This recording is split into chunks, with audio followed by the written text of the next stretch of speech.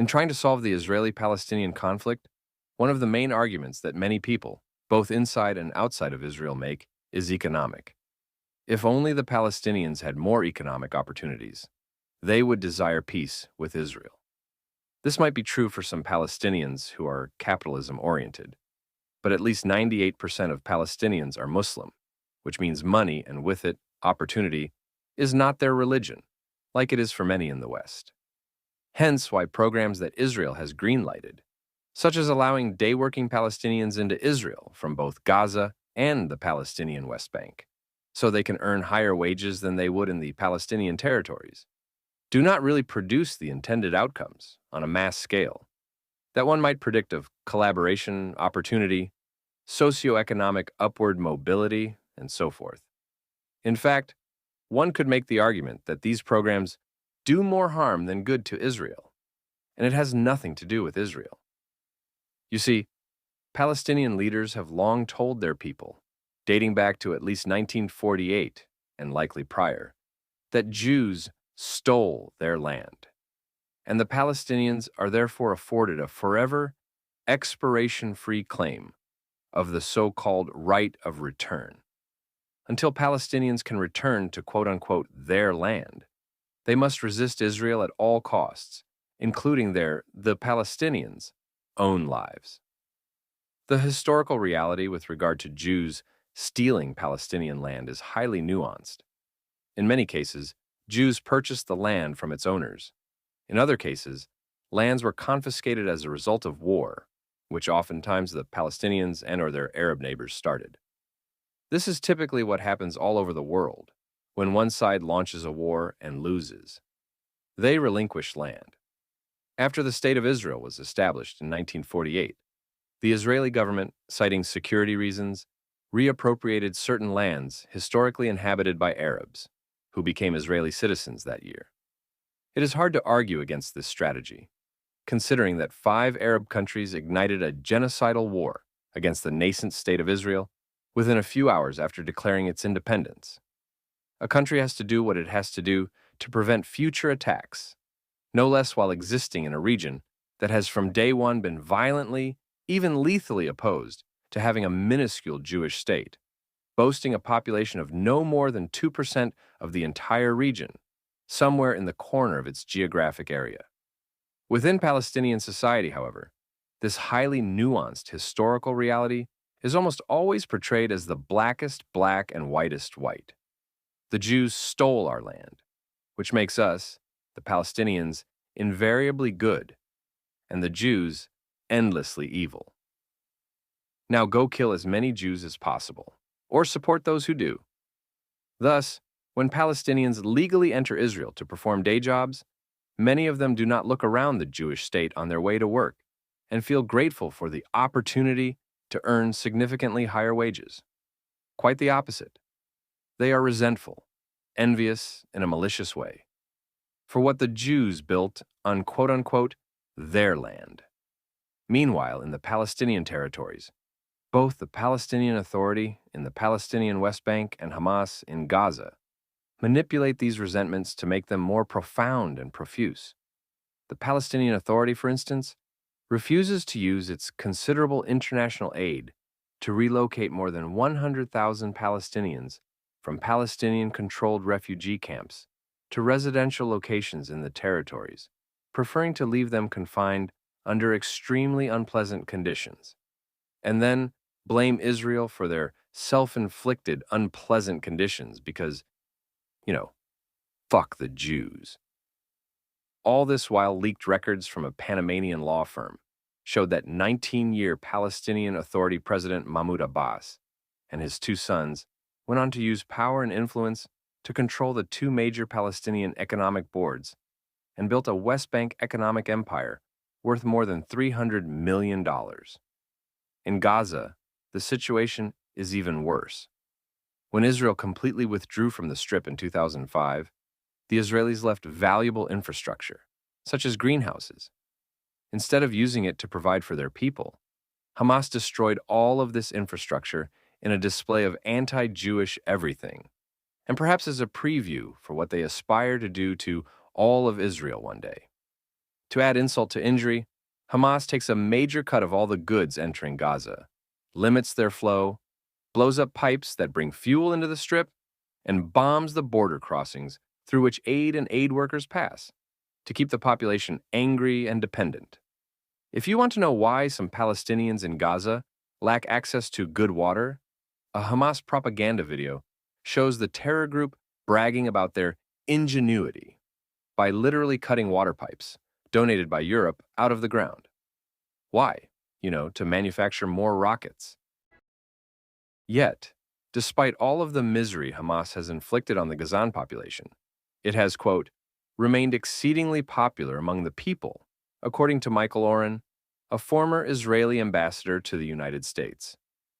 Unlike the corrupt and collaborationist Palestinian Authority, added Oren, Hamas championed the armed struggle against Israel and upheld Islamic law. Here we circle back to the Islamic aspects of Palestinian society, aspects that supersede economic and financial incentives like we have in the West and other Western-inclined societies such as Israel. What many Westerners do not realize is that Islam is both a religion and a political doctrine. In this regard, Islam teaches its followers that it cannot live in true, lasting peace with non-Muslims, because Muslims firmly believe they are substantially superior to non-Muslims. There is a saying among Muslims, first we take care of Saturday, then we take care of Sunday. By this, they mean the Jews, whose Sabbath is Saturday, and then the Christians, whose Sabbath is Sunday. Many Muslims will have you believe that followers of Islam respect everyone on earth, Muslim or not. Some of these Muslims might, having already moderated themselves, subscribe to this belief. But fundamentalist Muslims, and there are many, make this claim as a malicious form of deception.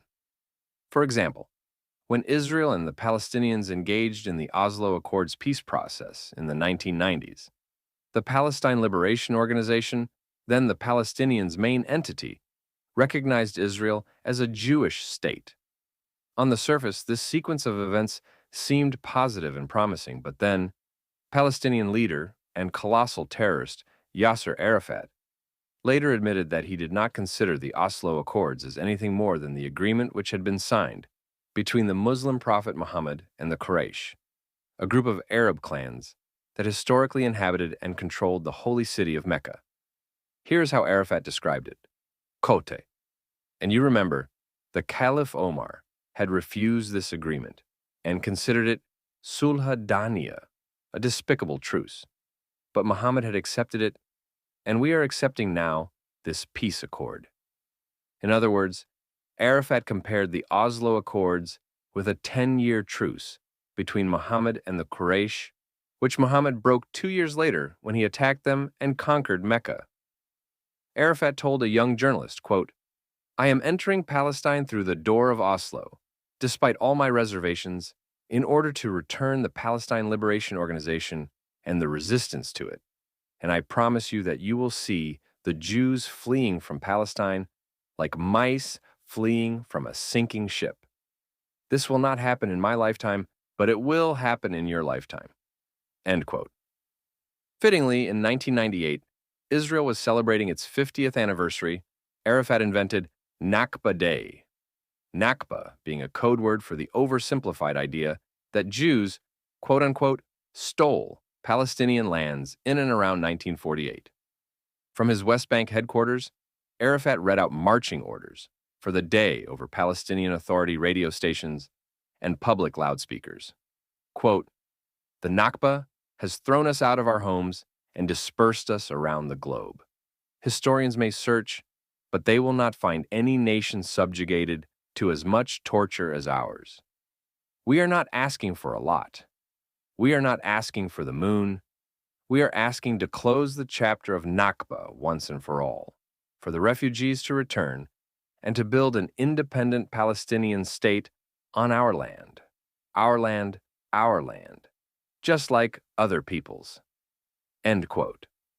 Arafat, who rose to Palestinian power in 1969, did not coin the term Nakba, but he did change the definition of it. Politically, it made sense for him to do so. His version which is still promoted by Palestinian leaders and their supporters to this day, assigns exclusive blame for Palestinian refugees circa 1948 to the Jews, while proposing an absurd solution, the so-called right of return, that would mean suicide for the Jewish state.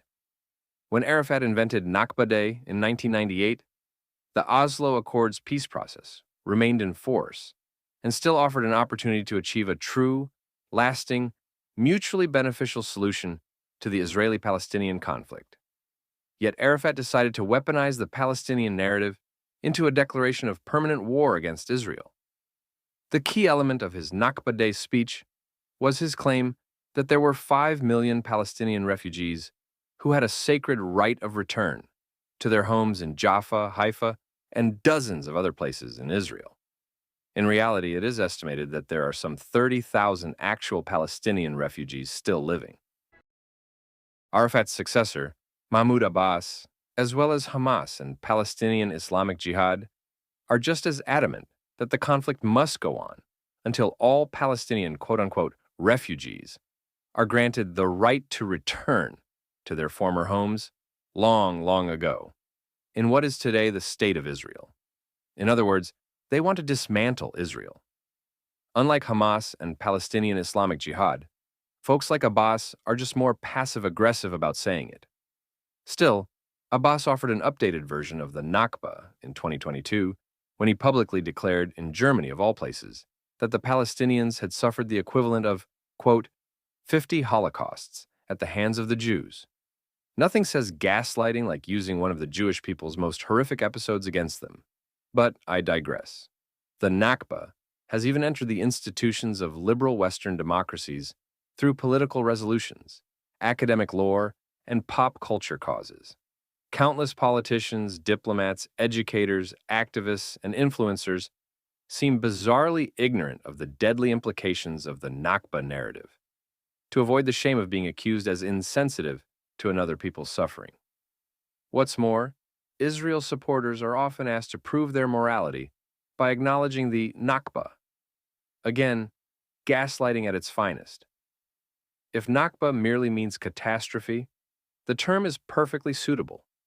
There is no question that many Palestinians suffered a serious tragedy in 1948.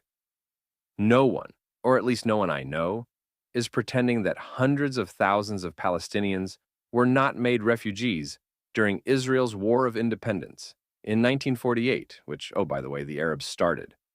The question is what to do with all these refugees, and the answer should have been found in precisely how every other refugee catastrophe after World War II, including a total of 13 million refugees in Europe alone, was solved. They should have been resettled in new housing in other countries and compensated for their losses long ago. The Jews, who endured far greater and more expansive evil at the hands of the Nazis and far less support from others leading up to and during the Holocaust, followed this blueprint to its T. Instead, Palestinian leaders manipulate the Nakba to guarantee that their constituents will remain trapped as quote-unquote refugees until they get what they want, the death and destruction of the Jewish state. For Palestinian leaders, there are many benefits to perpetuating the Nakba and its undertones, such as the so-called right of return, which is a truly impossible dream, so long as there are Jews living in our indigenous homeland. Nakba provides Palestinian leaders with a cover, never-ending victimhood for their rampant kleptocracy, plus an easy-to-sell narrative, both to their people and to the world, nefariously resulting in billions of dollars worth of international aid every year that only perpetuates quote-unquote refugee status. And despite the Palestinians' ever-changing fables, or what today's cool kids call alternative facts, it holds the Palestinian story together, giving the whole quasi-fairy tale a sense of purpose, the disingenuous and deceiving politics of envy.